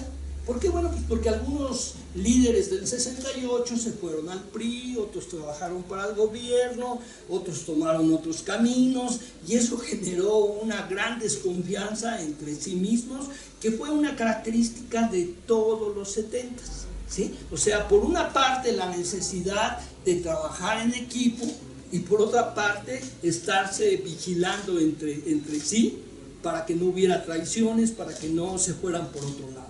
Bueno, en Cleta hay dos conceptos muy importantes: el concepto de la independencia, ¿sí?, y el concepto de la autonomía. ¿Qué querías decir para Cleta independencia? Para Cleta la independencia era nada con el Estado. El Estado nos reprimió y el Estado nos quiere cooptar, ¿sí?, dándonos apoyos, y en ese sentido nada, porque además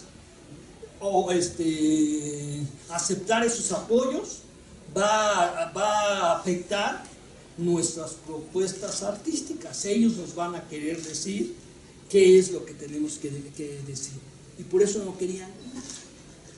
Para 1979 ya está López Portillo como presidente en México. Las instituciones culturales como el ISSSTE, el Seguro Social, había otra, ¿no? Bellas Artes, o sea, ofrecían apoyos que se llamaban apoyos discrecionales. ¿Qué quiere decir apoyos discrecionales?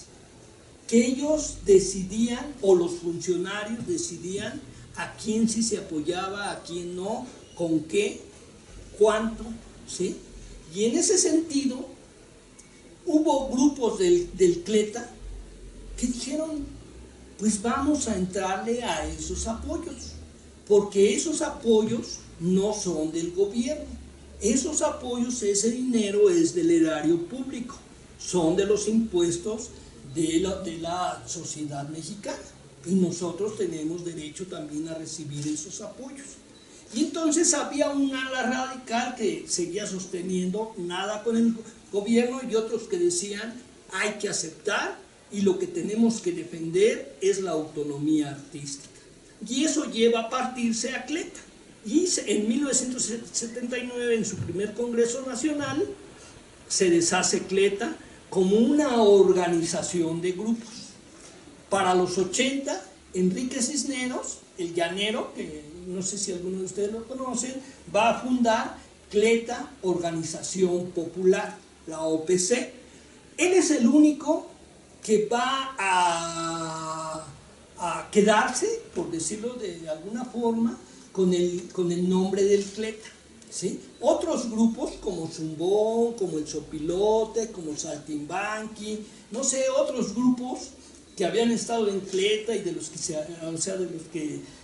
se salieron, seguían representándose, pero ya no como Cleta, sino con su propio nombre, ¿sí? Esto incluso para la historia, para generar la historia de... Aquí les voy a contar un poquito cómo se hace, o lo que me costó hacer la historia de Cleta, porque tuvo sus conflictos, ¿no?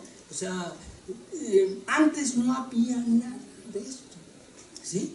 Todo el material que tuve que recuperar, tuve que ir directamente, ¿sí?, con los que participaron en Cleta. Y algunos me daban materiales, otros no me daban materiales. Y cuando me metí a la investigación hemerográfica, me encontré con la gran dificultad de que sí, había mucho material escrito sobre ellos en periódicos y en revistas, pero que para los que habían escrito había una gran confusión cuando se trataban actividades como Cleta y cuando se trataban de actividades como grupo, ¿sí? Y esto fue expurgar para mí cuando se trataba de una cosa, cuando se trataba de otra, y ese fue uno de los obstáculos metodológicos que yo tuve para ir construyendo esta crónica, ¿sí? Bien, entonces en el 79 se parten, sin embargo siguen teniendo influencia hasta los 90, Enrique Cisneros tiene como 4 o 5 años que murió, y es cuando realmente la OPC, Cleta OPC, se acaba, ¿sí? Y sin embargo es importante señalar que cuando el Estado empieza a intervenir dando apoyos, estos apoyos discrecionales, ¿sí?, es lo que genera un movimiento en las relaciones entre los artistas, su creación y con el público, o sea, en su modo de producir, ¿sí? Vamos a hablar de otro momento. Bueno, miren, estas son algunas de las características, o sea, no sé cómo voy de tiempo, sino... 20 minutitos. ¿Mandé? 20 minutitos. Ah, ok. Bueno, aquí están en grandes rasgos, ¿sí?, algunas de las características más de lo que fue el movimiento de Cleta, que su trabajo se conoció en muchos estados de la República, ¿no?, tanto al norte, al sur, al centro, y esto que les decía, en algunos movimientos sociales fueron importantes. Por ejemplo, el grupo Zumbón, para darles un ejemplo para que no sea todo así abstracto, el grupo Zumbón generó una obra que se llama La Familia Chumada, ¿sí? Chumado quiere decir tomado, ¿sí?, en Yucatán. La familia Chumada era una comunidad que hablaban maya, no hablaban español, y los integrantes del grupo Zumbón no hablaban maya, ¿sí? ¿Cómo crearon su obra? Pues a través de mímica. ¿Y qué tipo de obra? ¿Con qué temática? Bueno, la familia Chumada tenían un gran problema, sobre todo las mujeres que se trataban de explicar con Enrique Ballesté, que era el director del grupo Zumbón, y que le decían que sus hombres, en lugar de atender los problemas sociales que estaban teniendo, se iban a la cantina a emborrachar y que estaban en peligro de perder los terrenos que habían adquirido, ¿sí? ¿Qué hizo Zumbón con estas ideas así en lo general que entendió? Pues generar una obra, ¿sí?, no en español, sino sobre todo con movimiento corporal, ¿sí? Y a partir de eso se dio una relación y lograron entenderse, y esa es una aportación que hizo para este movimiento este grupo, ¿no? Este era el tipo de teatro, así por decirlo de alguna manera. Luego viene otro movimiento, el movimiento independiente en los años 80. Este movimiento, vamos a ver que, si bien es cierto, lo podemos llamar independiente, ¿sí?, aquí ya empezamos a ver que el modo de producción ya no va a ser totalmente igual, porque si bien es cierto, van a tratar de producir desde sus recursos, con el grupo, de alguna manera el maestro Momox, en la entrevista que le hicimos, lo dice muy claramente, o sea, él lo percibe muy bien, ¿no? En el teatro independiente de antes es un teatro grupal, es un teatro místico, que se requiere de todos para poderse llevar a cabo, y que eso es algo que se ha perdido, ¿no? Hay otro, por ejemplo, Damián Cervantes, del grupo Vaca 35, que nos dice que para que un grupo pueda existir, tiene que ser como una familia, donde lo que tiene que privar sobre todo es el amor a sí mismos y el amor a su trabajo, ¿sí?, que de alguna manera es la misma idea, nada más que con otras palabras, ¿sí? Bueno, vamos a ver que, si bien es cierto, está esta mística, está este amor, en el teatro independiente de los 80, hay 3 movimientos. Lo que se va a llamar el teatro independiente, que para darle una variedad o distinguirlo concreta, ya no le vamos a llamar político popular independiente, sino lo vamos a llamar de propuesta integral, ¿sí? Por otro lado está el tercer teatro y por otro lado está el teatro de grupo. El teatro independiente, ¿sí?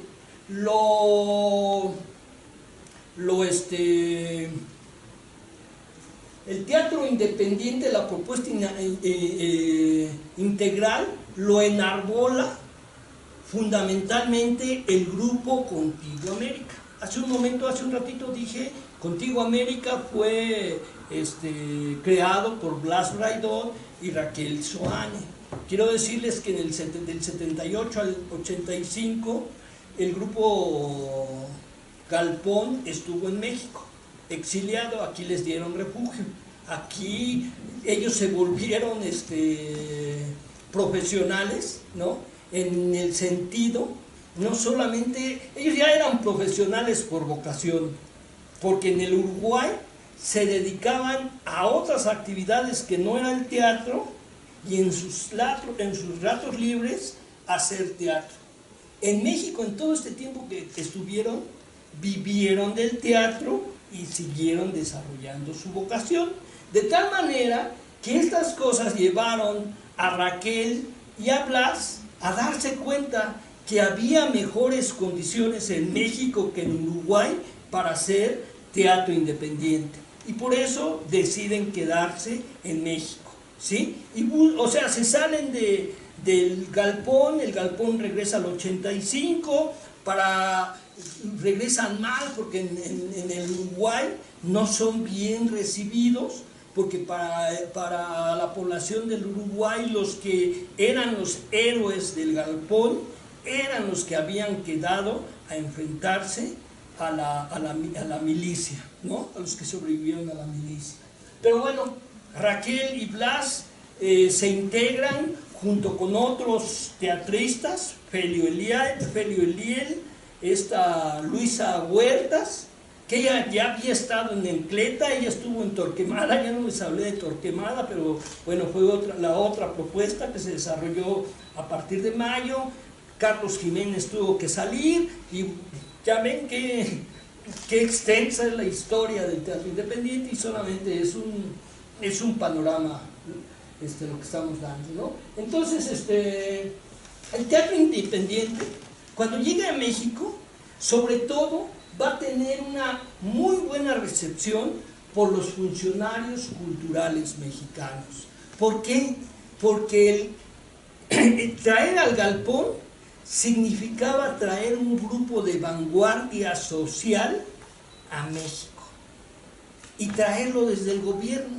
Y estamos hablando que al gobierno siempre le interesa, ¿sí?, dar imágenes sociales, ¿no? Traer un grupo independiente, político, pues era también prestigiarse en ese sentido, ¿no? En los años 70 se decía que la política en México era una política del brasier, ¿sí?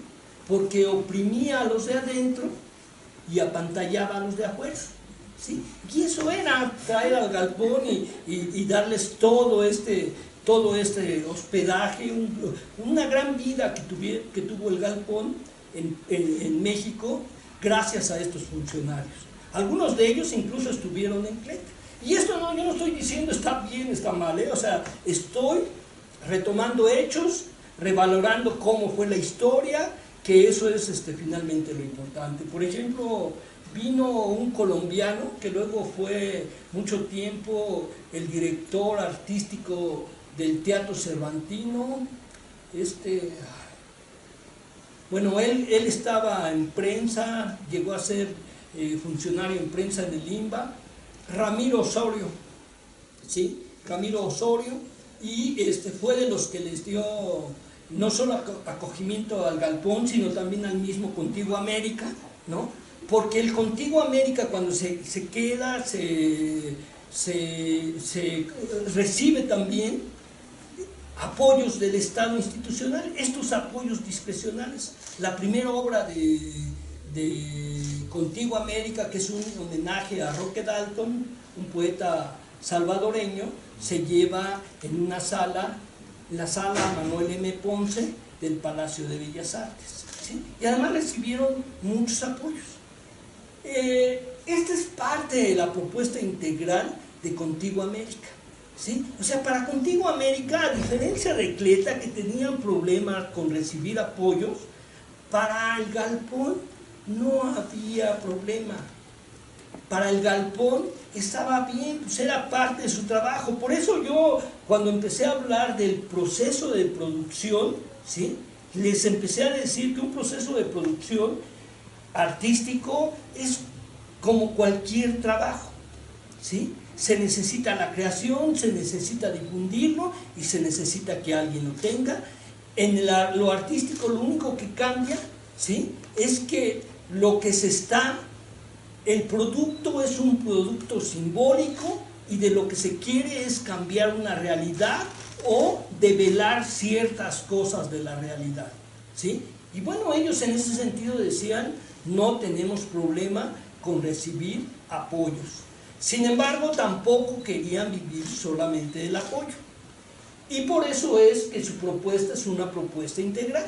Ellos van a generar socios, van a generar un grupo, un elenco principal, además van a tener alumnos que sobre todo, si bien es cierto, van a recibir clases, sobre todo sus trabajos van a ser en la parte organizativa, en la parte de apoyar al grupo para captar recursos, ¿no? Y tenían todo un organigrama, una asamblea general, la CETAL, que era su biblioteca, ¿sí?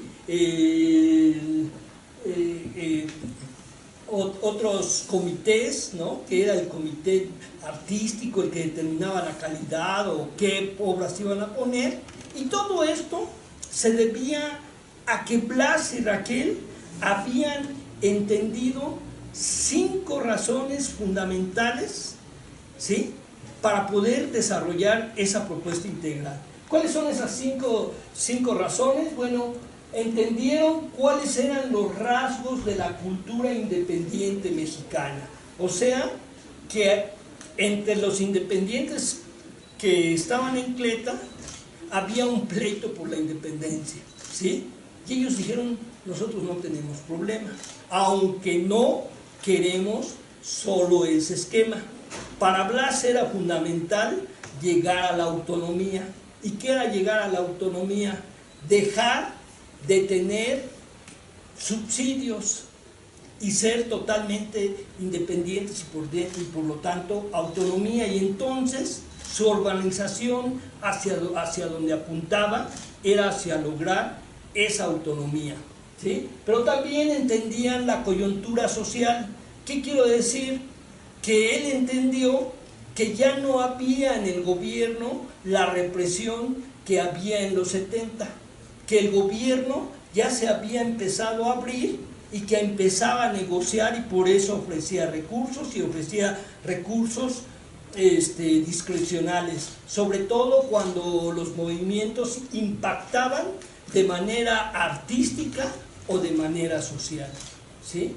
Luego está la situación del teatro independiente mexicano, ¿no? Está la propuesta de organización grupal que ya les mencioné, que es esto de tener una asamblea general, la CETAL y otros 3 comités, ¿no? Un comité artístico, ¿sí?, un comité de socios y otro comité que se me va en este momento. Y luego está su propuesta artística. Su propuesta artística que se basa en una estética realista. ¿Qué quiero decir con esto?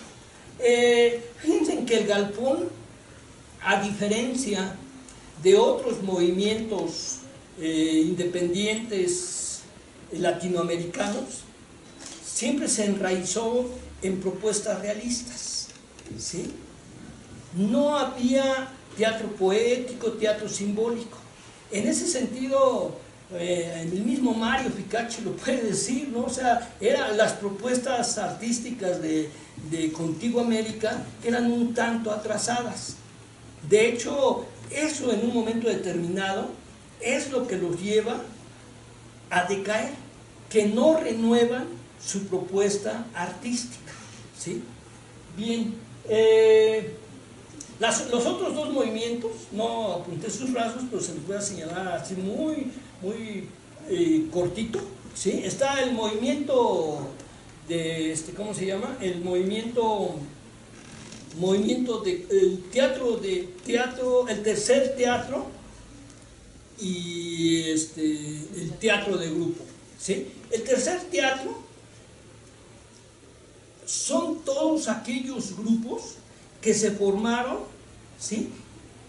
Bajo, porque algunos de sus integrantes había sido influido, o ya sea de manera directa o indirecta, por algunos de los grandes maestros europeos, como podía ser Grotowski, como podía ser Eugenio Barba, como por señalar dos ejemplos, ¿no?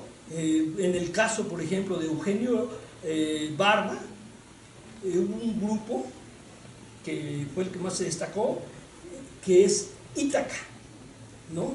Del maestro Bruno Ber, que estuvo, aparte de ser artista, fue crítico de teatro mucho tiempo, ¿sí? Y bueno, ellos seguían el método de Eugenio Barba. Jaime, se me va el apellido. ¿Cómo? Soriano. Jaime Soriano. Jaime Soriano es de otra escuela, ¿sí? De otro creador europeo, ¿sí? Y Jaime sigue en la actualidad.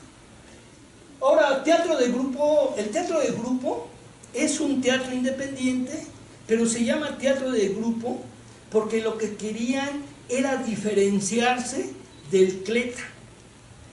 ¿Por qué? Bueno, pues porque ellos a lo que se oponían dentro de las creaciones del cleta era la calidad artística. Ellos buscaban calidad artística, ¿sí? Pero su modo de producir era un modo independiente. Y ahí vamos a ver un sinfín de grupos que se dan en los 80, ¿sí? Teatro Arena, hasta dentro del teatro para niños, el de Mauro Mendoza, La Troupe era un teatro de grupo, ¿no? Aún existe todavía Perro Teatro, que antes se llamó Punto y Raya, y que luego, bueno, ellos han pasado incluso por distintos conceptos, ¿no? Desde el teatro de grupo, teatro independiente, compañía, distinto. Bien, esto es así en términos generales, estos otros movimientos. Ahora vamos al movimiento del teatro independiente en los 80, ¿sí? Bueno, para acabar, otra de las innovaciones que generó el teatro independiente de los 80, ¿sí? Enarbolado por Contigo América, era por un lado la OTIM, que fue muy importante, la Organización de Teatros Independientes Mexicanos, donde lo que se buscaba era el apoyo, ¿no? A través de una red de grupos, ¿sí? Y que se apoyaran entre sí para alcanzar mejor calidad artística, respetando sus métodos de producción, además creando sus propios espacios. Y a partir de eso se van a generar toda una serie de espacios, ¿sí? Y no solo eso, sino se van a dar, o sea, a pesar de que, bueno, lo enarbolaba Contigo América, ya hay teóricos del teatro independiente mexicano para esos entonces, ¿no? Uno es con el que estudió el maestro Momox, el maestro González Caballero, está Cabello, está Severo Iglesias, Francisco Beberido, La Mueca, así es, sí, o sea, se diversifican ya las concepciones de cómo se debe de hacer este teatro independiente.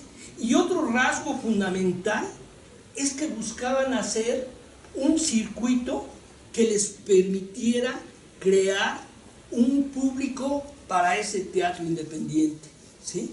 Que no, o sea, y por eso es que incluso había años de teatro de la OPTIM, ¿sí? Donde hacían visitas recíprocas, ¿sí? La OPTIM empezó con 12 grupos y acabó, bueno, no acabó, sino pasaron por la OPTIM dentro de sus 6, 7 temporadas que hubo, más de 40 grupos, ¿sí? Desafortunadamente, bueno, la OPTIM se va a venir abajo por distintas situaciones. Ya les mencioné una de ellas, fue que Contigo América no se renueva porque era el más fuerte, no se renueva, hay cansancio en sus principales fundadores, Blas, Raquel, que ya grandes incluso eran parejas, se llegan a separar. Blas, o sea, la importancia de decir esto no es por meterme en una cuestión personal, sino porque Blas deja el grupo, se va al Uruguay queriendo regresar al galpón, no le resulta, tiene que regresar nuevamente a México, pero todo esto pues, ya bajo esa fractura que otra vez vuelvo a citar al mismo Ficacci, ¿no? Para Ficacci la solidaridad que tenía que haber dentro del grupo, el amor que tenía que haber dentro de ellos, era fundamental para que la propuesta integral de Contigo América pudiera seguir existiendo, lo cual con el desquebrajamiento de esta relación se vino abajo. Y esto también se expresó con la salida de los principales integrantes del elenco de Contigo América, poco a poco, aunque en un plazo corto, como lo fue el mismo Ficacci, ¿sí? Bien, entonces, así en términos generales, es esto, el agotamiento. También cambia el escenario político y social del país, ¿sí? Y aquí le voy a entrar para poderme meter al otro movimiento, que es lo que nosotros hemos llamado el teatro independiente contemporáneo, y sobre todo lo hemos estudiado a través de la investigación que denominamos Voces del Teatro Independiente en México, 1988-2018, una investigación que realizamos en un seminario, a través de un seminario, y bueno, el producto ya lo escribimos, o sea, en el seminario somos 7 académicos, aunque el producto lo escribimos entre 2, Carlos Virgen, del Instituto Mora y un servidor. Bueno, dije que voy a tomar el asunto del contexto, del cambio del contexto, para entender este movimiento del ¿cómo se llama?, del teatro contemporáneo mexicano. ¿En qué sentido cambia el contexto? Ya me acabé. Bueno, lo voy a mencionar así rápidamente. En el contexto, por una parte, en 1988, van a recordar que llega al poder Carlos Salinas de Gortari y que le hacen fraude a Cárdenas, ¿sí?, a Cuauhtémoc Cárdenas. Por primera vez, porque además no fue la primera vez que hacían fraude, ¿no? O sea, desde el que fue el secretario de Educación Pública en 1921, Vasconcelos. ¿Cómo? Vasconcelos. Vasconcelos, sí, que compitió en contra del PRI por la candidatura, por eso incluso se fue del país. Ya le hicieron ahí fraude, y bueno, siempre ha habido movimientos políticos en el PRI para poder ganar. Bueno, en el 88 no fue la excepción, le hacen fraude a Cuauhtémoc Cárdenas, pero en esta vez la población se expresa, empieza a expresar su descontento. Gortari se da cuenta de esto, y se da cuenta que tiene que hacer algo, o que tienen que hacer algo los priistas para renovarse, si es que quieren seguir gobernando, y además que tienen que hacer algo para contener el descontento social, ¿sí? Y en ese sentido van a crear, o va a crear en 1988 el CONACULTA primero, y en el 89 el FONCA. ¿Qué significa generar estas instituciones? Bueno, pues que los apoyos sí van a seguir siendo discrecionales, porque no han dejado de ser discrecionales. Sin embargo, la discreción se vuelve minoritaria, ¿sí? Se vuelve minoritaria y tratan de regular los apoyos, no de manera democrática, sino nosotros le llamamos de manera liberadora. ¿Por qué de manera liberadora? Porque lo que quieren es liberar el descontento. Se dan cuenta que hay un descontento, les ofrecemos apoyos, de esa manera tratamos de diluir el apoyo, ¿sí? Ahora, lo interesante de esto es que se va a volver un circuito complejo el teatro mexicano, el teatro independiente mexicano. Hay quienes sí le entran a los apoyos, hay quienes no le entran a los apoyos, ¿sí? Dependiendo de sus concepciones, tanto artísticas como políticas, ¿sí? Y en ese sentido, ¿qué ha sucedido? Pues que el modo de producción artística independiente es un gran híbrido, de tal manera que hoy no podemos decir, como decíamos en los 50s, ¿sí? Se produce de manera autónoma y además cada quien produce cuestiones estéticas desde su proyecto integral o global y además relacionado con las causas sociales. Hoy ya no hay nada de eso, ¿sí? Les decía, para cuestiones de creación hay quien entra a los apoyos, hay quien no le entra a los apoyos, y de distinta manera, o sea, porque si ustedes se dan cuenta hay becas para todo, becas hasta para los espacios. Si ustedes ven los teatros de Bellas Artes, los que están atrás del auditorio, los del Centro Cultural del Bosque, se han vuelto un escaparate del teatro independiente.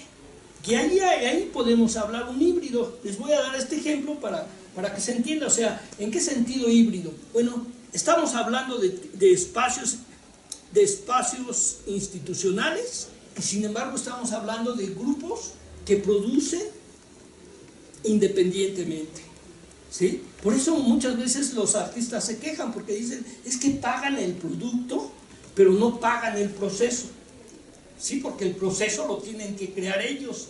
Ya luego que crean el proceso o el producto, lo meten a un concurso que tiene un doble filtro, ¿sí? ¿Por qué un doble filtro?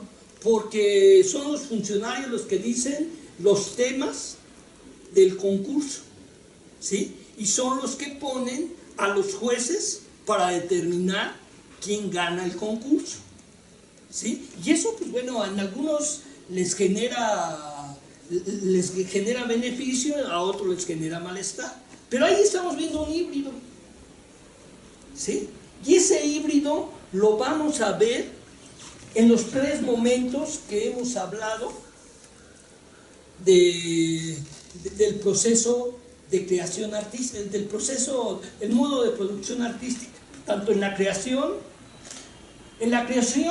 en términos de que antes, miren, en Cleta lo fundamental era acercarse a las minorías, ¿sí? En términos de desventaja económica, a lo que ellos llamaban el pueblo, el proletariado, ¿sí? En los 80 era más político el asunto, ¿sí? O sea, había ideas más elaboradas políticamente, ya no en términos de dedicarse solamente a los más desfavorecidos. Por ejemplo, los que no usan smoking, ¿no? Los que no usan smoking es una obra que representa un conflicto entre obreros. El padre que es el líder de una huelga y el hijo que se quiere casar, que trabaja también en esa huelga, y que la huelga que está enarbolando el padre le perjudica para poderse casar, ¿sí? Así, o sea, por decirlo de alguna manera. Entonces, algo más elaborado lo que ya nos está presentando el teatro independiente de los 80. En cambio, ahora vamos a ver que lo que nosotros llamamos teatralidades independientes, la exploración de los temas, ya no solamente es para ganar a los más desfavorecidos económicamente, para explicar las cosas desde cuestiones políticas, si no hay exploración de distintos temas. Hay exploración de género, hay exploración de violencia, hay exploración del lenguaje artístico, de todos los temas, de cualquier tema, ¿sí? Y hoy vemos que, miren, es algo que yo le he llamado solidaridad por desemejanza, ¿sí? Porque pareciera ser que no hay semejanza entre los teatristas independientes, pero siguen siendo marginales, siguen produciendo ellos sus propuestas escénicas, y sin embargo hay un intercambio, porque ustedes se pueden dar cuenta que a veces hay puestas en escena que se producen entre actores, artistas, integrantes de, por ejemplo, de dos grupos. Ahí hay un intercambio, ¿sí? Hay lo que hoy se llama lo liminal, que es una frontera, no en el sentido artístico, sino en el sentido de que a veces no se sabe si la propuesta es una propuesta artística o es una propuesta social, ¿no? Por ejemplo, lo que se llama el teatro expandido, que se lleva en las calles, donde tratan incluso de integrar al espectador, ¿sí? Y entonces, bueno, las características del teatro moderno, pues hoy son muy diferentes. Y para acabar, les voy a decir que dentro de los factores que hace toda esta complejidad, ¿sí? Ya vimos en lo social político la creación de estas instituciones que vienen a regular los apoyos de otra manera. Esta regulación de los apoyos genera competencia entre los artistas, ¿sí?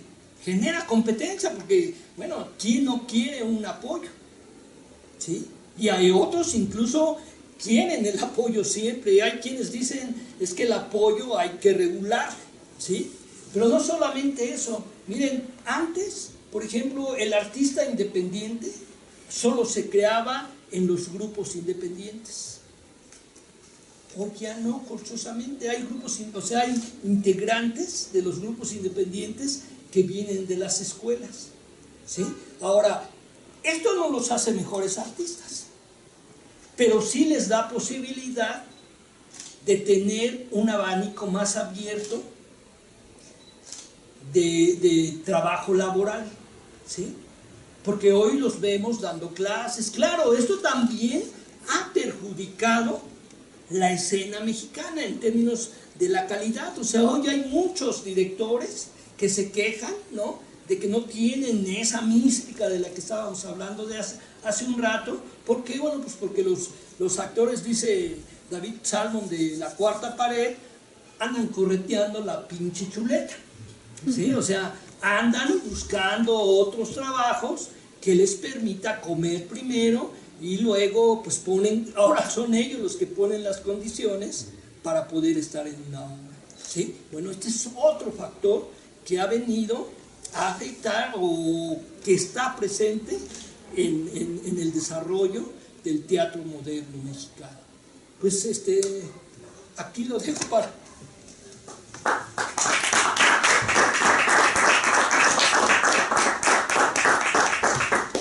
Julio César, qué panorama.